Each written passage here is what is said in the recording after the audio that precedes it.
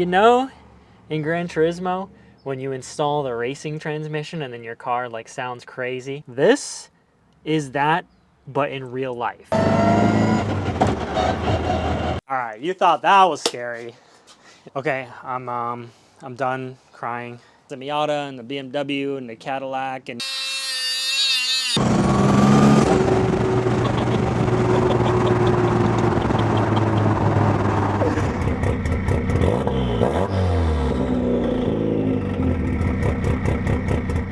ladies and gentlemen, we have a lot to unpack today, and I mean both literally and figuratively speaking. I don't even know how to start this video because there's gonna be so much packed into it, but to my knowledge, what you're about to see is the first time this has been done. Today I'll be installing a BMW S5D 320Z, or the ZF5 as we call them in the Miata community, into my Miata. But the only thing that's ZF5 about this transmission is the case, because it has fully built race internals. And by that I mean it is a straight cut dogleg Dogbox with custom ratios. Now this gearbox comes from a company in Nordic Finland called GearMotive, who specializes in racing transmissions. More about them a little bit later in the video.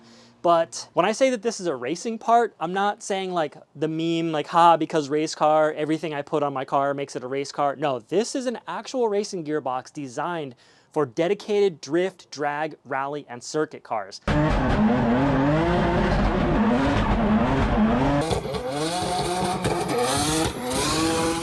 And I'm taking it to the absolute knucklehead level and putting it into my street-driven Mazda Miata. Now, it's gonna be a pretty long video. We're gonna talk about what this thing is, what a Dogbox is, installation, first drive, break-in, and more. So I'll use the segmented time bar down below, obviously, if you wanna skip through and find anything in particular. In a nutshell, this has been months in the making, getting to this point to where I have the transmission in my possession. I've done all the prep, all the research, all the prep to the car that needs to be done, and I'm ready to make this a reality. But before I start turning bolts, let's break down how I got here. So this gearbox comes from a company in Finland called GearMotive, and they specialize in building these racing transmissions on the BMW ZF platform, and they offer them in both H-pattern and sequential versions. They also offer gear sets and gearboxes for various Honda, Subaru, Nissan, and Toyota applications, and they manufacture their gears and build the boxes in-house. And these transmissions can currently be found in race cars all around the world. Now, as you can imagine, I had quite a few questions about potentially putting a racing transmission into my street-driven Miata. And I dealt with Riku, who's the owner of GearMotive, and he answered all the questions I had about the transmission, and he helped me configure it properly for the way that I'm gonna be using it. So I'll have all their information linked down below in the description. Now, if you guys are building any type of car around the ZF transmission platform, I highly recommend you get in contact with them to see if one of their offerings is a good fit for you. And full disclosure, a portion of the cost of the gearbox was covered by GearMotive in exchange for me making this upcoming set of videos for you guys. So huge shout out to them for working with me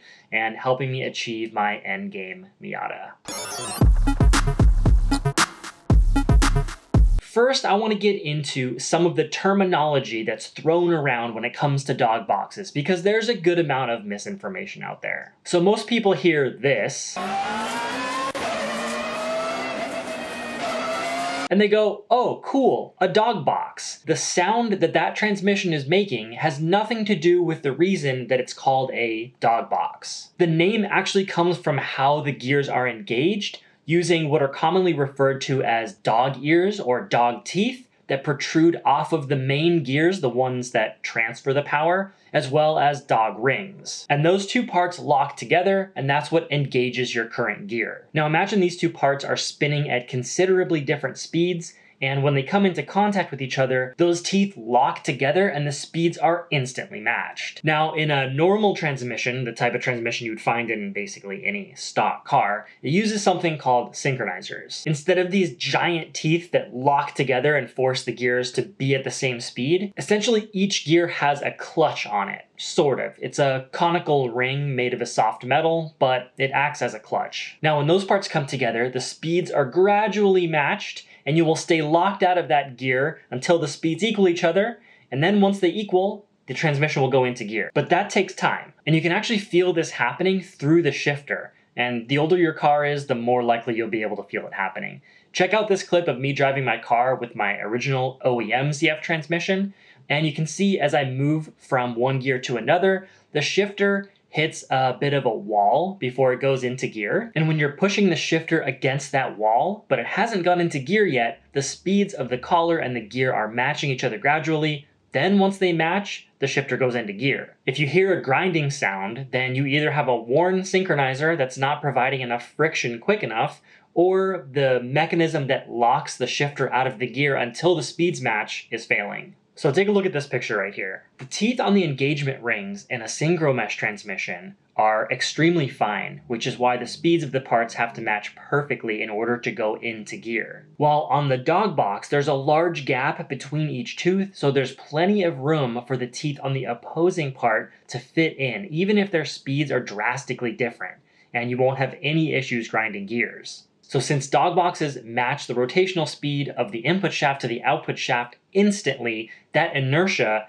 has to go somewhere, and it goes through the transmission case, through the transmission mounts, into the car. So when you shift, depending on how you have shifted, you might feel and hear a loud clunk. But that's okay. Those are performance noises. Okay, so as I mentioned before, the dog engagement has nothing to do with the whining sound that you typically hear in these gearboxes. That actually has to do with how the gears themselves are cut. Now, normal transmissions have what are called helical cut gears, which look like this. The teeth are basically cut at a slant across the gear, which have pretty much silent engagement and are more efficient. But they have a fatal flaw when it comes to pure strength. When power is applied to a set of helical cut gears, they put what's called an axial load against each other, which makes them want to slide in one direction on the shaft. And in some cases, this can actually cause transmission failure, and I have personal experience with this because both of the Miata 6-speeds that I blew up had this exact failure. See, the gears in the Miata transmission are pressed onto the shafts, and if you apply enough power or shock to them, you can actually dislodge them, and they are now no longer in the place that they're supposed to be on the shaft, and they don't align properly. You can see in this picture there's a little gap behind fourth gear, and that gear is actually supposed to be pressed completely against that lip on the shaft. And how you know you've done this is if your transmission is in neutral and you let the clutch out, the car will actually start creeping forward. Ever heard of the circlip mod? This is a common mod in built Miata transmissions and many other transmissions. Sometimes it's welding instead of a circlip, but basically a groove is cut in the shaft and a circlip is put on that actually holds the gear in place.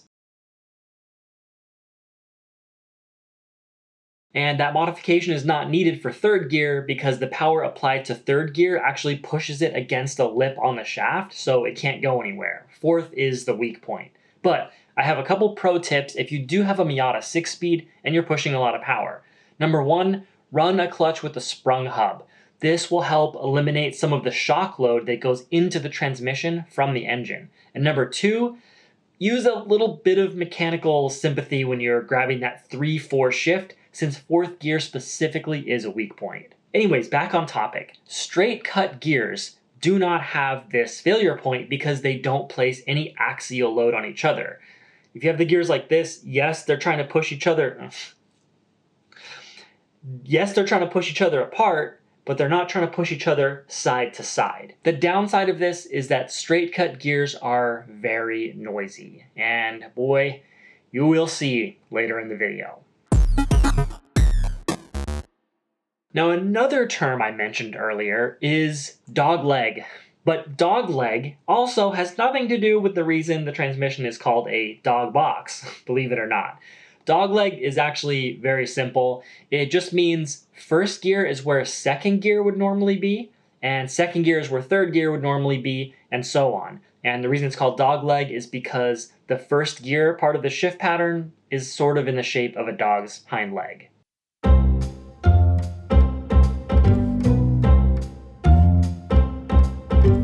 Now, the main advantage to this is that second and third gear are now a straight shot between each other. And in many forms of racing, you'll be between second and third gear most often. So it's beneficial to be able to shift quickly and avoid misshifts between those two gears. Now, another smaller advantage, but an advantage nonetheless, is if you have a shifter with an adjustable reverse lockout, like the IRP that I use, you can actually lock out first gear as well. And that makes the 2-3 money shift impossible, meaning you can't shift from second to first by accident when you meant to shift from second to third.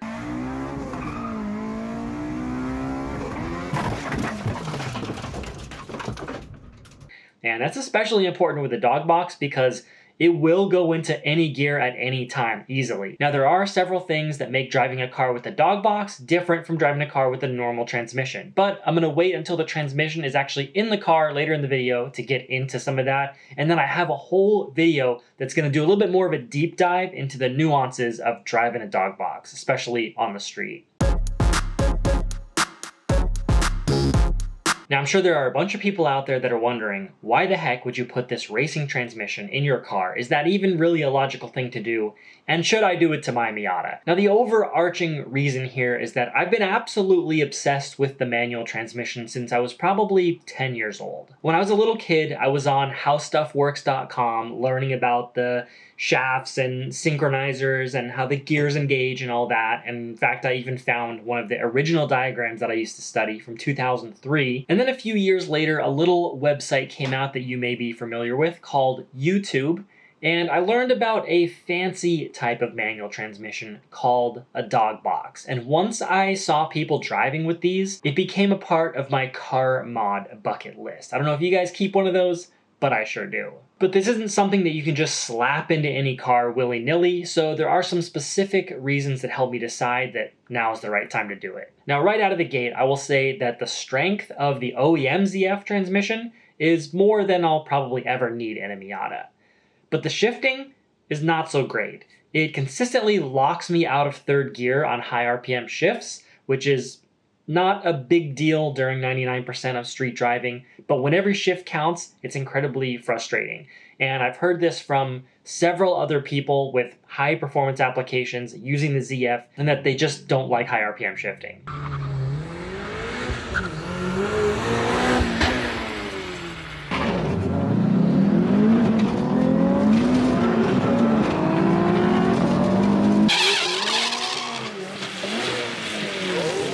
In my opinion, a car that shifts well and does what you want it to, when you want it to, is very important to the driving experience. With a Dogbox, missed gears become a problem of the past. It's like the most extreme version of when you want a gear, you can grab that gear. The second major reason I wanted to go this route are the gear ratios. The OEM ZF transmission has incredibly short ratios. In fact, first, second, and third gear are shorter than the Miata 6-speed, which already has very short gears. Now, in the BMWs that this transmission comes out of, it's completely offset by the fact that they run a very tall 293 differential and have taller tires.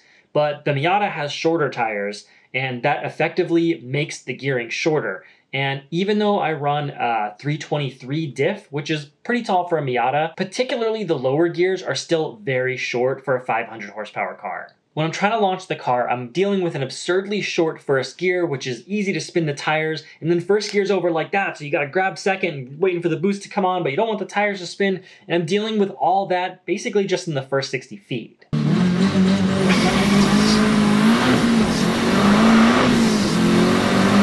With the new gearbox, the gearing is much longer. More specifically, first gear is drastically longer than the first gear in normal ZF, and then second, third, and fourth are also longer, but progressively less longer. And then fifth gear is still the one-to-one gear, just like in the factory transmission. And that's because in fifth gear, there actually are no gears. It's just the input shaft being locked directly to the output shaft. Now, a benefit of this is in top gear, there's actually no straight cut gear whine. So if you're considering putting this transmission into a street car, you can be on the freeway. In fact, in my car, speeds as low as about 40 miles per hour. You can be in top gear, and it almost sounds like that has a normal transmission in it. Other manufacturers can achieve this by using straight cut gears in the lower gears and then using a helical cut on the top gear. But the downside of that is then your top gear is not as strong as the rest. So here's a little comparison of the top speed of each gear from the factory transmission to the new setup. And you can see with the new box, I'll have a 55 mile per hour first gear. It's almost like launching in second, but not quite. This will reduce the torque that goes down to the ground in first gear, which in turn increases traction, making it easier to control wheel spin during a launch. Now, there is a second ratio set available for the transmission that makes 1 through 3 even longer if that's a better fit for your application. Strength-wise, like I said, it's complete overkill. It's rated for like 800 or 1,000 foot-pounds. I don't even know the specific number, but it's being used in cars with crazy power right now, and I'll just never have that much power in the Miata. I think I'm really at the limit for what is usable in a Miata that's considered a street car, in street trim.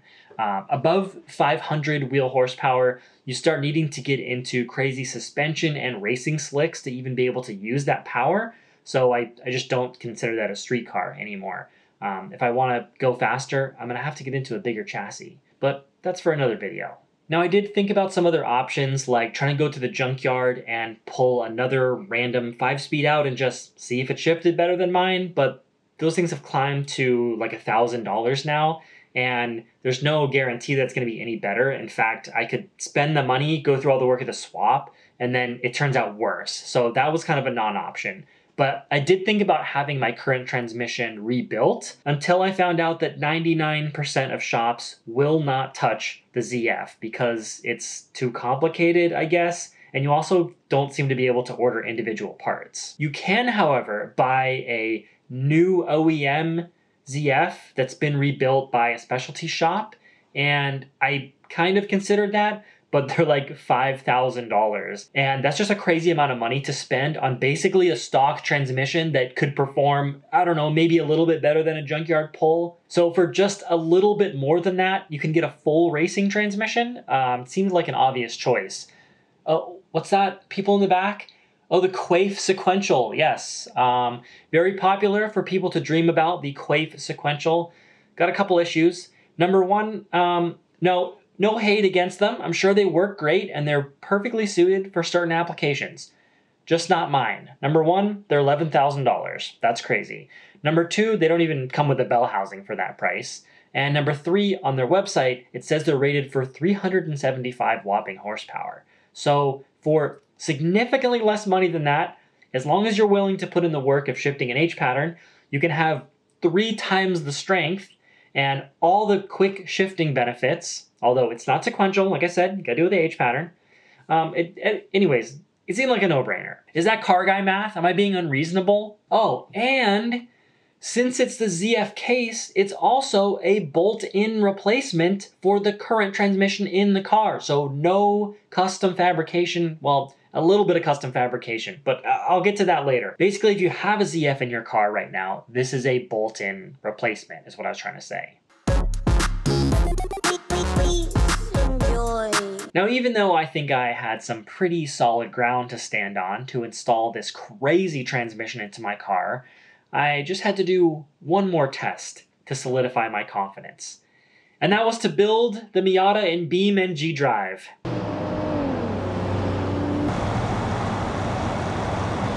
Okay, that is not funny. That's below the belt.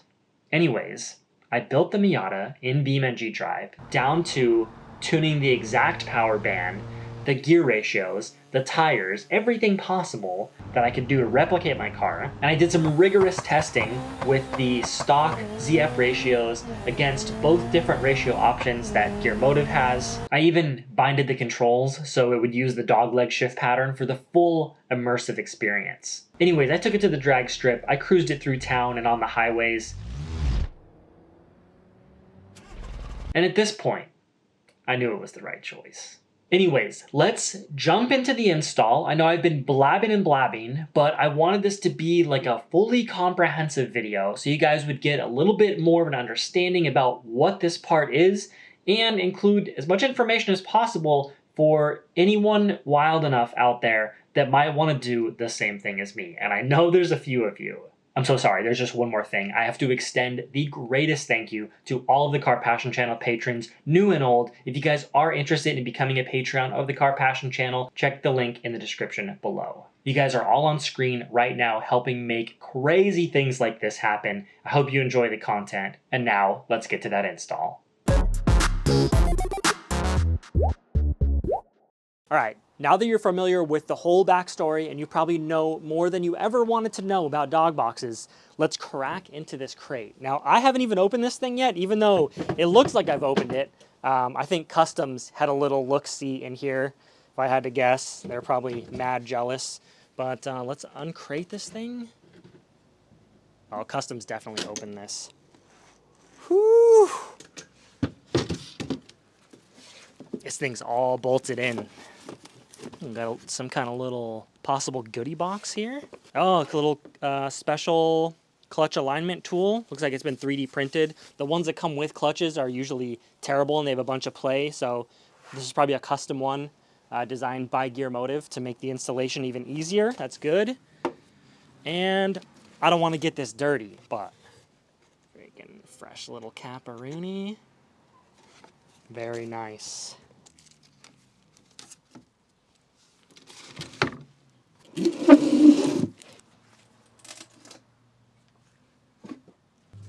That's how you know it's freaking legit right here. Got the GearMotive build serial number tag on it. Oh, you can already tell it's a dog box by how much play there is between the clanks. Woo-wee. All right, moment of truth right now. Let me see if I got the right clutch or not. Scary. This is my original clutch.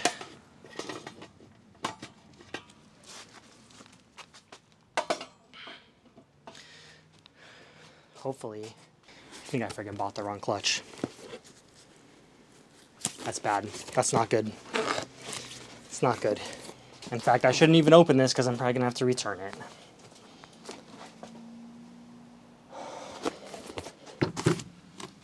Bruh. It's big sad. That's huge sad. What did I just say about being completely ready and having done all my research? Well, that's a wrap on today. Okay, I'm done crying. There's still a little bit of prep work that can be done while I wait for my new clutch disc. I was just confused on which one to order. You can see actually, if you take a look at this shaft right here, you can see the size of it. This is like a standard 330 Ci Z3 shaft, 325 Ci, even E46. And then this over here, maybe tough to tell going back and forth on camera, but this is the freaking giant heavy duty shaft. This is actually an upgrade option on the GearMotive transmission. They recommended it for cars with 500 wheel horsepower or more, so I figured better safe than sorry, go with the upgraded shaft, but I accidentally ordered a clutch disc for the smaller shaft. So that's what happened there. I'm gonna order the new one. It'll be here in a couple days. You guys won't even know the difference. You just get to skip ahead in my life to happy times. But what I'm gonna do right now, when you put the ZF transmission in a Miata, you do have to cut out a small opening for the starter because the starter is in a different location on the Miata. This is where the BMW starter is. And on the back, you can see on the factory case, it's got tabs to mount the shifter like apparatus, but the way it's done in the Miata is a little bit different. So you cut the tabs off completely. That also allows the transmission to get up a little higher in the tunnel, and the tabs are not needed for the shifter setup on the Miata. So just gotta zip those off, get a little opening cut for the starter, and then we'll be on to the next step. So whenever you are changing transmissions or clutches between different cars, different chassis, this is the test you always want to do on the ground before you install your clutch and attempt to install your gearbox to ensure that you have the right disc. And this is how I found out that I had the wrong one. So this is the disc that came out of the Miata. It's the same style that I have that I ordered as well. You can see that goes right on. And then, got to test fit it on the new box. And it's not even close because that new shaft is so much beefier. So better to catch it now than just installing the clutch blindly and then trying to make the transmission and it not going in, and then you have to try to figure out why. So anyways, that's just modding cars, you know, it's how it goes. This is a very not scientific way to figure out where to make the cut. Got an even better idea. I'm gonna take this cardboard piece and just trace my current opening here.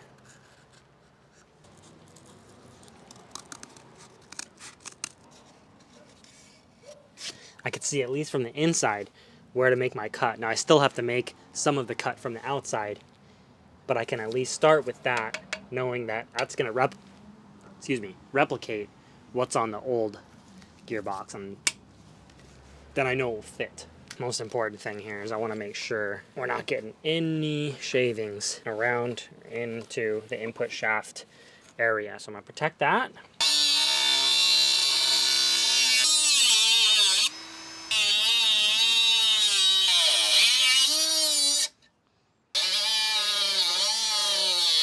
All right, you thought that was scary. Now we got to get down to business. There's a little bit I just can't reach with the wheel. So I'm gonna try to just go straight in with the Sawzall, and if I can finish the cut on this one side, I might be able to break the rest out. There we go.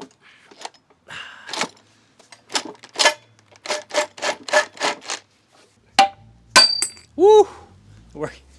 Scared me. Worked better than I thought. I can just clean up this cut, shave it down so I'm not dealing with jagged edges. Probably the scariest part of the whole install is done. Didn't want to have to cut a hole in this thing, but there's really no choice, so.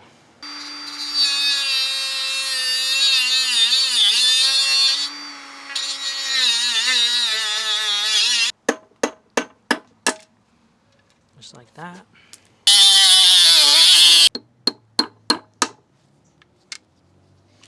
All right. Now, this case is ready to go into a Miata. Forgot, there's one more thing I need to do to get the box ready. The OEM BMW shifter linkage, like tip piece, is a little bit too big. This is a custom shift linkage for use in a Miata when you're converting to this transmission. So it has a custom CNC little piece that goes on the shifter linkage shaft or whatever it's called. So I just have to swap this over to the new box, and then that will be ready as well. There. At that. That pin pushes out, and this whole thing comes off.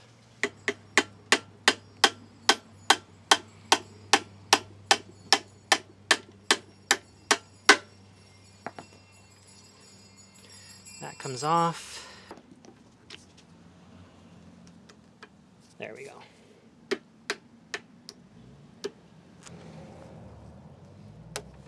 There. Okay. Now this case is ready to go in. But I want to explain something while I have the gearboxes out and while the car is apart. And that is the reason why, a couple reasons actually, I had to convert the Miata to take a two-piece drive shaft.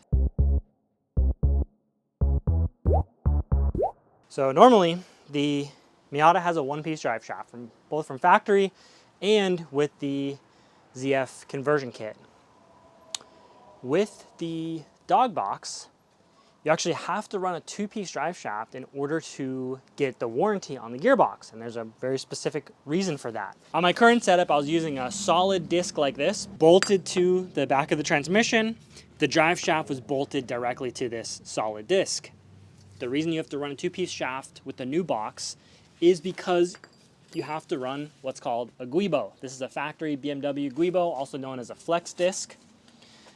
This bolts to the back of the transmission, and then the drive shaft bolts to this, and it's made out of rubber, so it has shock absorption properties. Why would the drive shaft have to be two-piece? How come I couldn't just bolt this and then bolt the one piece to it? You can't have a U-joint right on the back of this flex disc because the thing will freaking go crazy.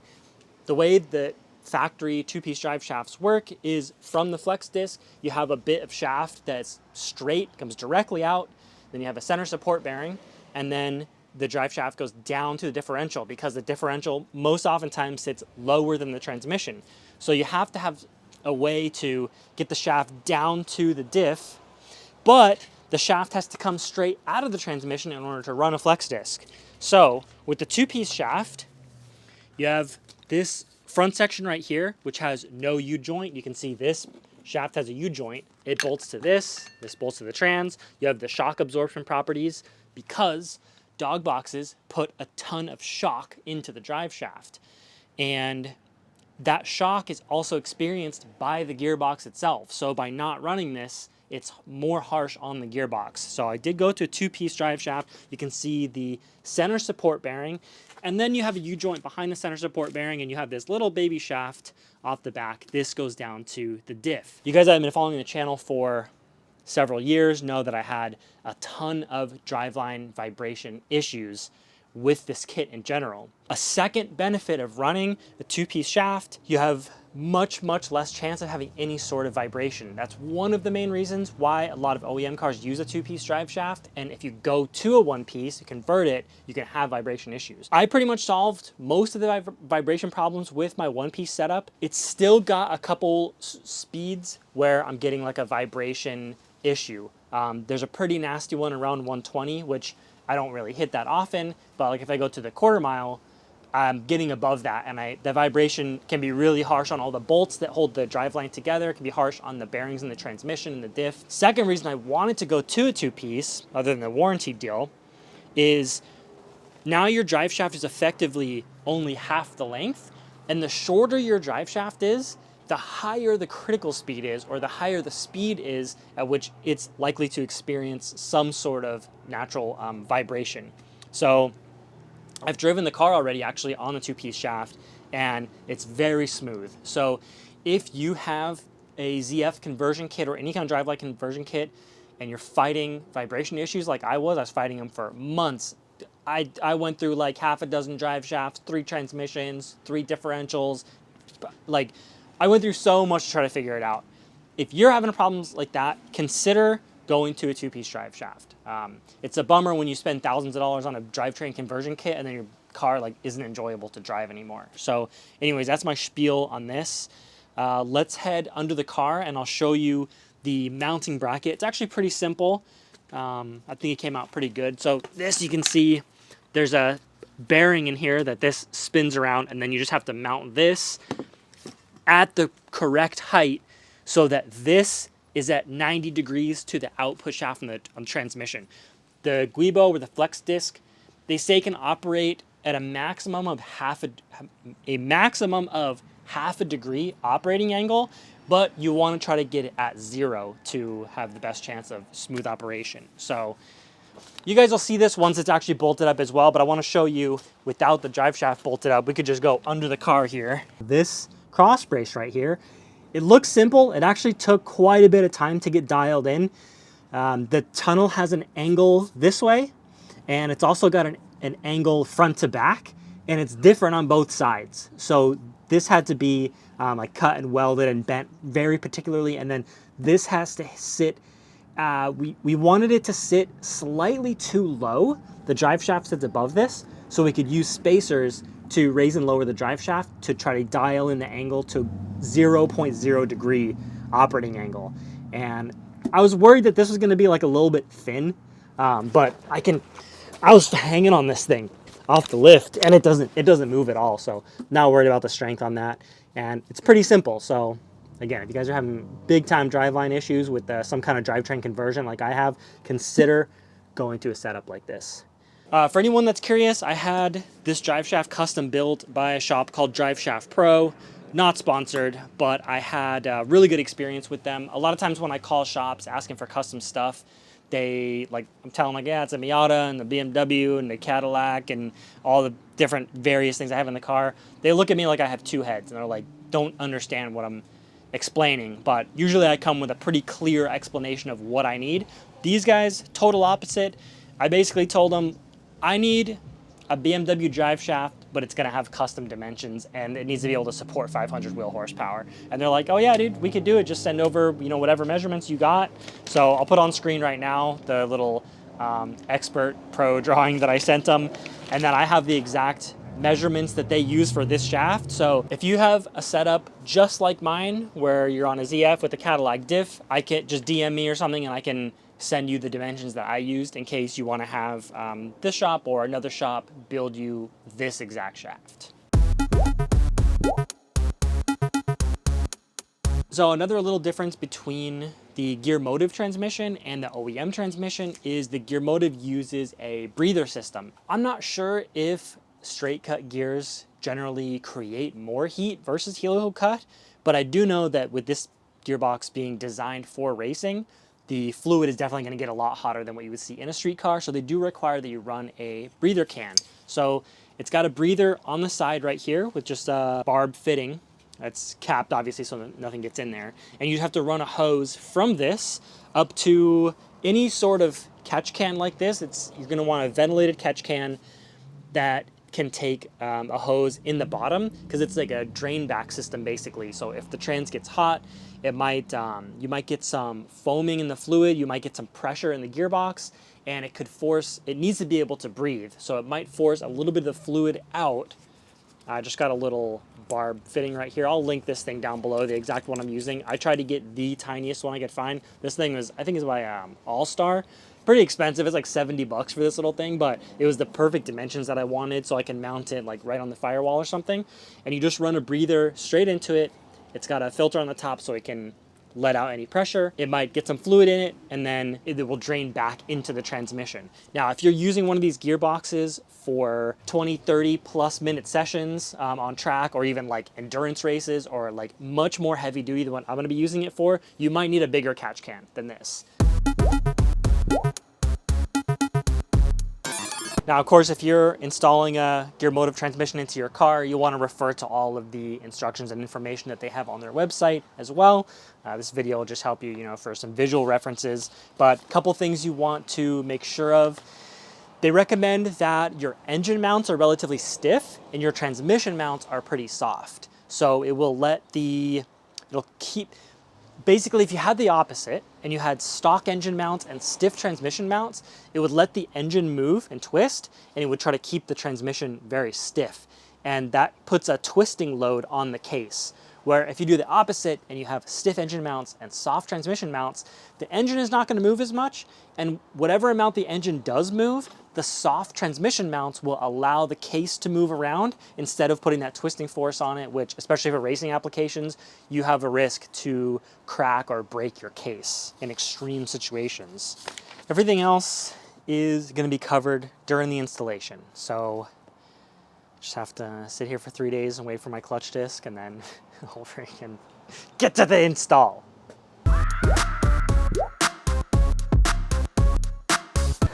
Okay, it is 3 days later and I got the clutch disc. So I ordered this disc on Sunday, and I basically ordered the same disc that I already had, 4-puck sprung, except with the bigger M3 spline rather than the 330 CI spline. Unfortunately, ACT calls me on Monday and they said, hey, we don't have the clutch disc you want in stock, and we don't have the 6-puck version either. So I'm like, shoot, I really want to put the ACT disc in the clutch. What am I gonna do? And they said, well, we have the 4-puck rigid. And I told them, I don't really want to put a rigid disc in a street car, but decisions were made. So ACT told me that the reason they couldn't even build me the clutch is because they don't have the parts for the sprung hub. So they did build this for me. They built and shipped this out in the same day. So shout out to them for getting this to me so quickly after I had already taken my car apart without testing to make sure I bought the right clutch disc. So this is a 6-puck rigid disc or 6-puck unsprung hub. And if you're unsure what all that means, totally understandable. I wrote an article on my website, which I'll link down below, explaining what all the different types of clutches are and why you should choose each one based on your scenario.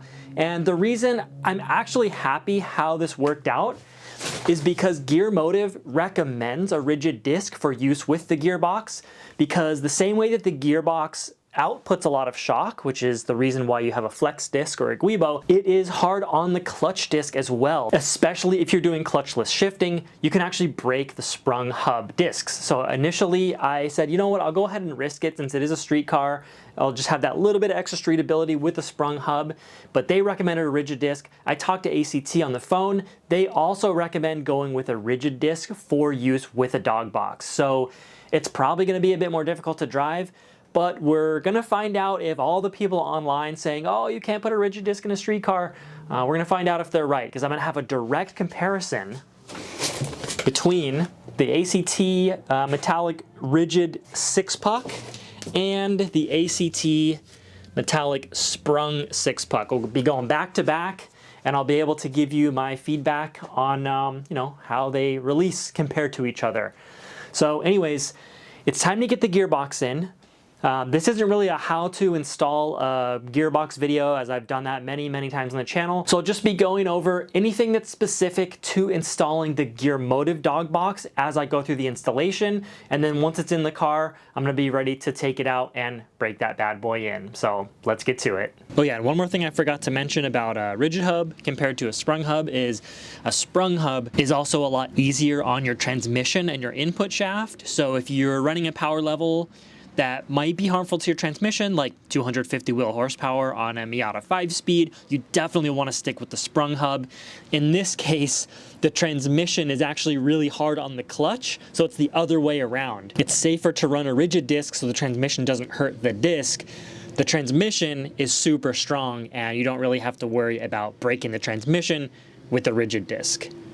And in case anyone was wondering, I did weigh the different clutch discs. The sprung hub weighed in at about 3 pounds, 13 ounces, or 1,744 grams if you're not from the land of bald eagles. And the unsprung hub weighed only 2 pounds, 6 ounces, or 1,080 grams. And that is a 38% reduction in weight and reducing the inertia of the clutch disc. It has no effect on how the engine revs because the clutch disc always follows the RPM of the transmission input shaft, but it does affect how quickly you can shift. So if you were to use a lighter disc in any transmission, you'll be able to physically move the shifter from one gear to another more quickly. And that goes for both Dogboxes and Synchromesh transmissions. Next step of the process is to install the clutch, of course making sure the disc is facing the correct direction.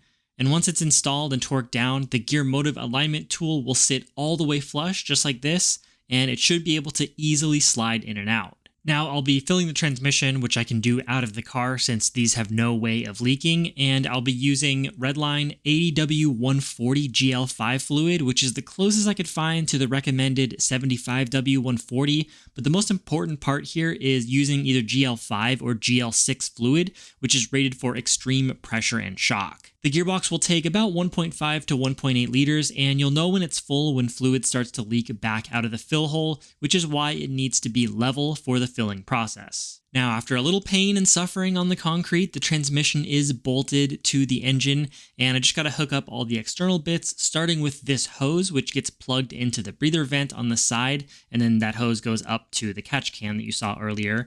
And then you see this plug right here? That is for the OEM reverse light switch. See, I told you this thing was streetable. Okay, progress update. The Miata officially has a dog box. I am incredibly excited. The transmission is fully mounted up. As expected, it went in exactly the way that a stock ZF goes in with this conversion kit. You just gotta do the shifter linkage, drive shaft, exhaust. I think that's pretty much it. I'm gonna call it for the night because it's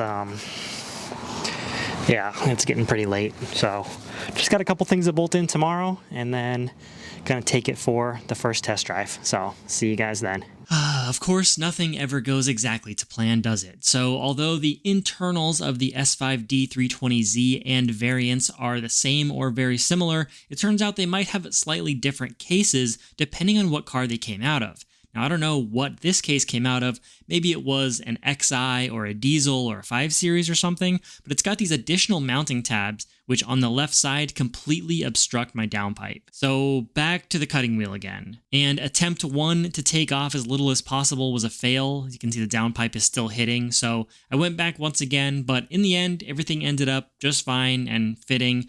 And just turned out to be a few grams lighter, which I did forget to mention earlier.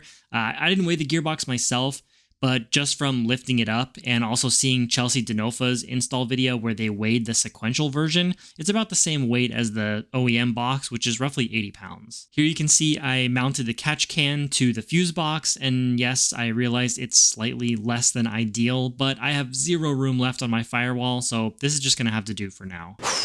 Okay, you see this Mazda Miata right here behind me?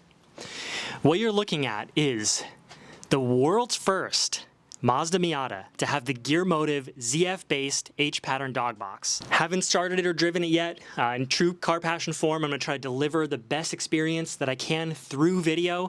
So I'm waiting for my brother to come over. He's gonna help film the first drive, first impressions, all that good stuff.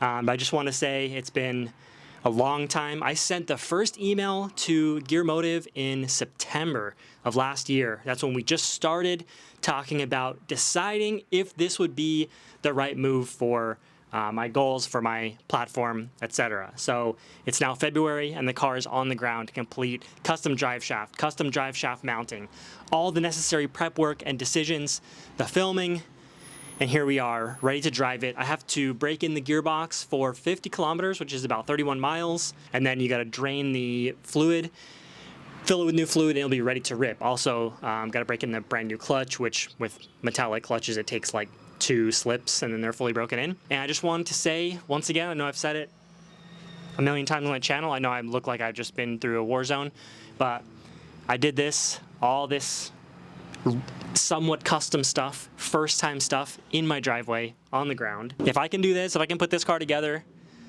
you can put together whatever you're working on, whether it's just doing a timing belt, whether you're just changing your spark plugs or your air filter for the first time. Just jump in there and just get to it, man. Get building.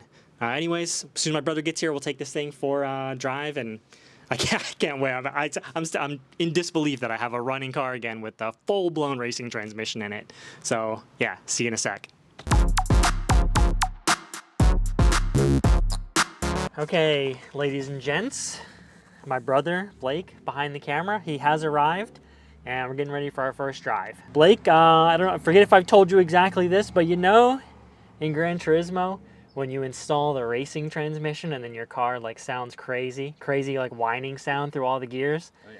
This is that, but in real life. It is the actual racing transmission from Gran Turismo. So we're about to take this thing out.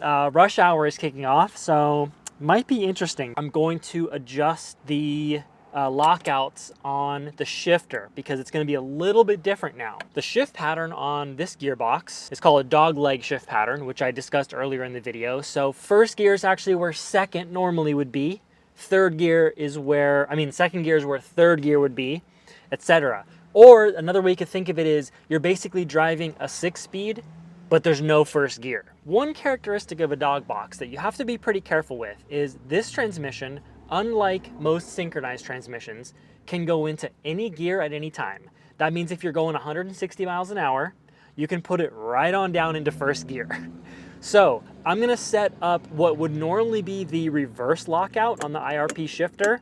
Normally to get into reverse, you have to push the lockout button down, then you can get over into reverse. I'm actually gonna set that up so first gear is locked out. So to get into first or reverse, I'll have to use the lockout. I'm gonna loosen up the lockout set screw here. Let's see, first gear, so that's gonna be second, this is third, second, first is gonna be over like this, and down, let's see, how do I, oh, the lockout, the lockout's on the other side for that. Okay, so I'm gonna back the lockout all the way off. The shifter is centered right now. First click is going to be first gear, second one is reverse. We want to lock out first. I'm going to let the shifter be roughly centered. That's right. Sorry, need to think about this a little harder. I'm not going to lock it to where it's completely touching, but just to where I cannot get it into first gear without actuating the lockout. I'll bring my tools with me on the drive just in case there's any issues. Now for going into fourth and fifth is over here. Want to make sure, I just need to make sure that I can get all the way over into the fork. Let me start the car up real quick so I can actually get it into gear. If I can find my keys. First start up.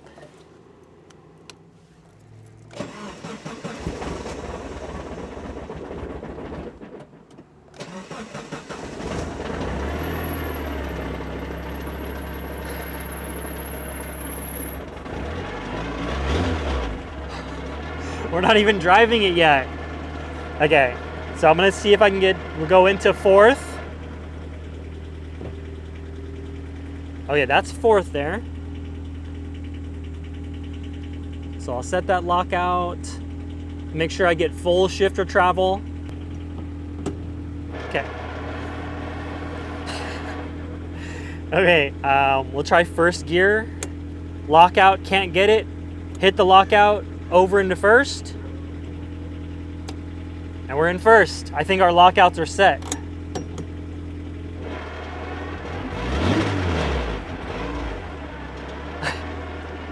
This is gonna be wild. I'm gonna let the motor warm up and then we'll take it for the first drive.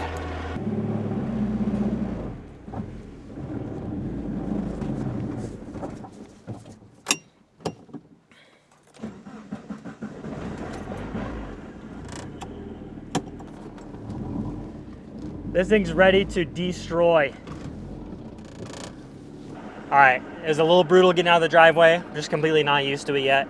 First thing, the clutch disc is brand new. So the oh my God, we lost a GoPro.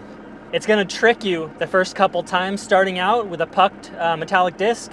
It's gonna be nice and easy to drive. You're like, dude, this is cake. What do people complain about? 2, 3, 4 times after you get the car started, it's gonna break in. They break in very quickly. And then you're gonna be like, da, da, da, da, da, da, da, da. The only other thing you really need to know, now I'm gonna make a whole video about how to drive a car with a Dogbox. I'll talk about how to drive it slow, how to drive it fast, but first I need to learn how to drive it before I can make that video. So I'm just gonna kind of give you the minimum that you need to know just for the first drive, just kind of narrate what I'm doing. You can't drive too hard during the break-in. It says low to mid-load. Go through all the gears, make sure the bearings get full of fluid, they get broken in, the teeth get broken in. Here we go. So, first gear, lockout obviously. We're gonna go first bump into first. Now this did go into gear. Sometimes dog boxes won't go into gear. So what you have to do is just let your foot off the clutch a little.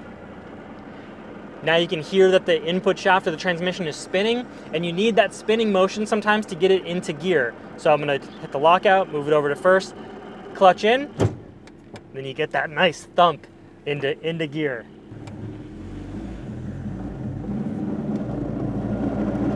Woo, that gear's long.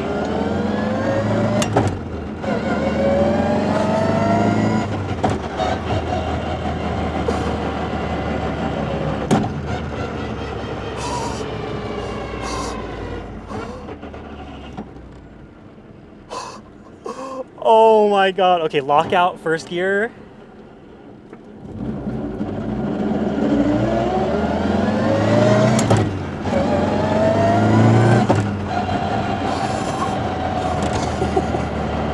What is this? Oh my God. It's a street car. Look it. I told you. Let's go through the neighborhood. Oh, lockout, first gear.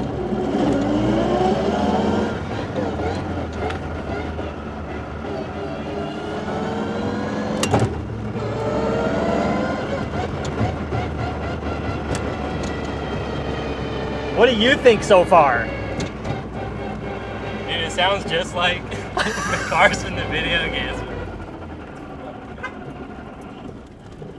That sounds so gnarly. That's normal. And we're just cruising. Yeah. Like when you really get on it and hit high RPM shifts, whoo, guarantee anyone who hears this car is gonna think it's broken.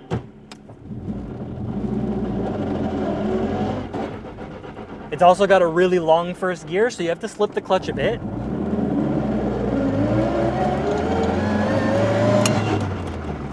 I'm not driving this fucking thing. Oh, you're driving it. No. Dude, y'all, drop it in the comments if you want to see me teaching my brother how to drive a Dogbox.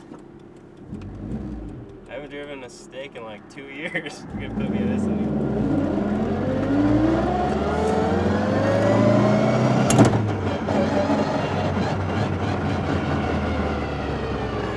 Dude, this is the coolest thing ever. What the heck? We're gonna head down to the freeway so I can actually get through all the gears. I should be tracking my miles, make sure I hit the break-in period.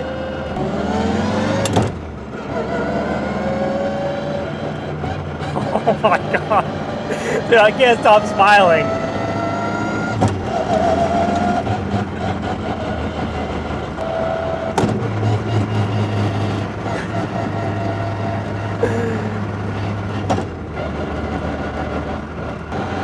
Normally, in a synchronized transmission, it's harder to spin up the gear so you get more resistance on the shifter during a downshift.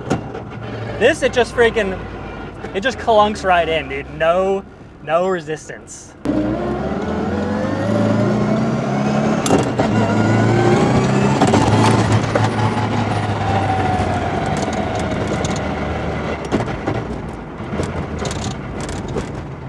So one cool thing, which I'm sure I've already mentioned, like this is a problem with making like hour-long videos, is I forget everything I've said. But one cool thing that I'll put into practice here is, since fifth gear is 1-to-1, just like a stock ZF 320Z, there's no gears transferring power, which means in fifth gear, it's silent. Silent. We'll see how silent it is.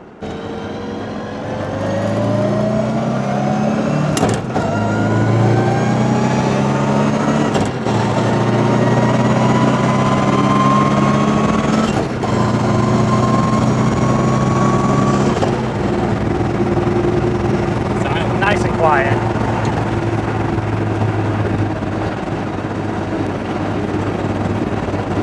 Oh, what's that? You want fourth? You want third?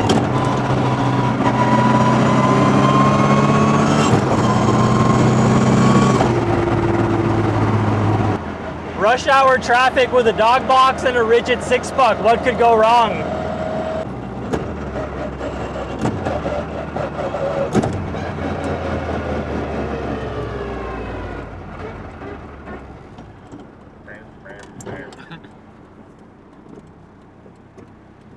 It's actually quiet at idle now.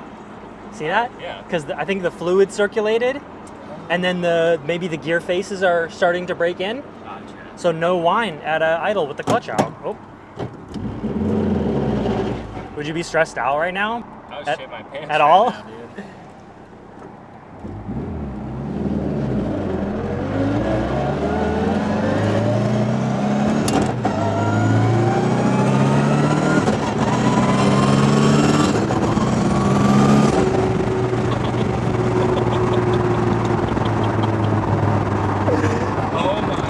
now, dude.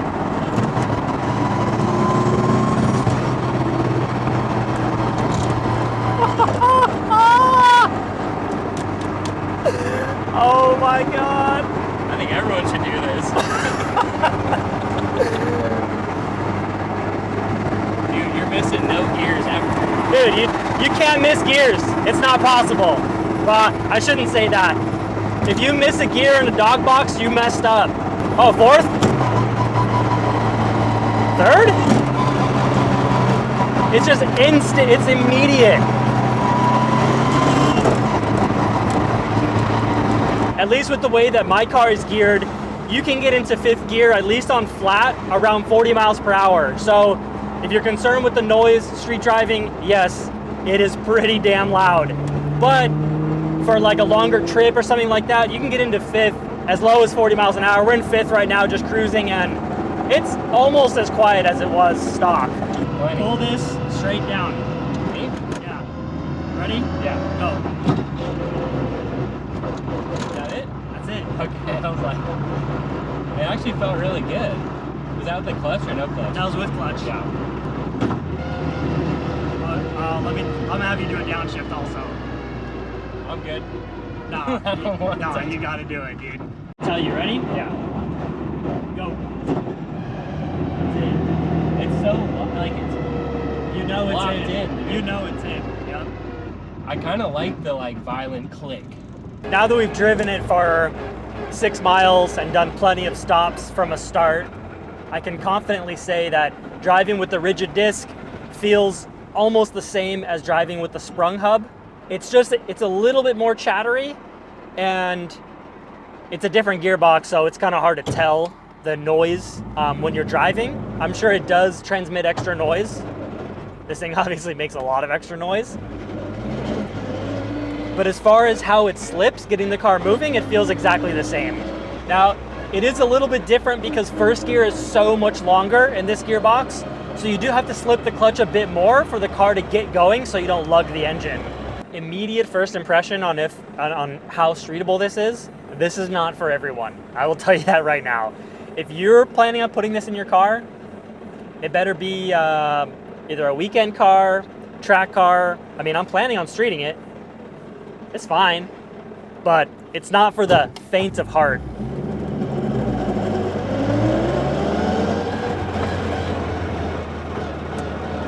That's sick! Dude, the amount of street cred that you have, like, you just boosted it. This transmission costs 2 times as much as I paid for this car. 100% worth it. And you even got to rip into it yet. I know, I haven't even really got into it.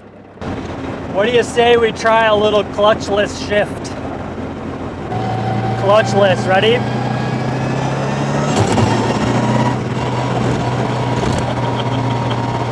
Wild. You're hyped. Try another one into fourth. It just goes in. I didn't even feel it.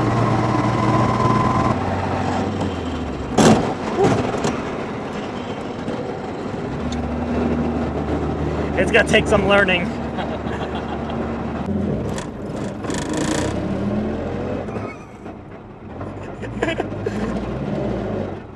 It's the combination of the clutch and the long gear.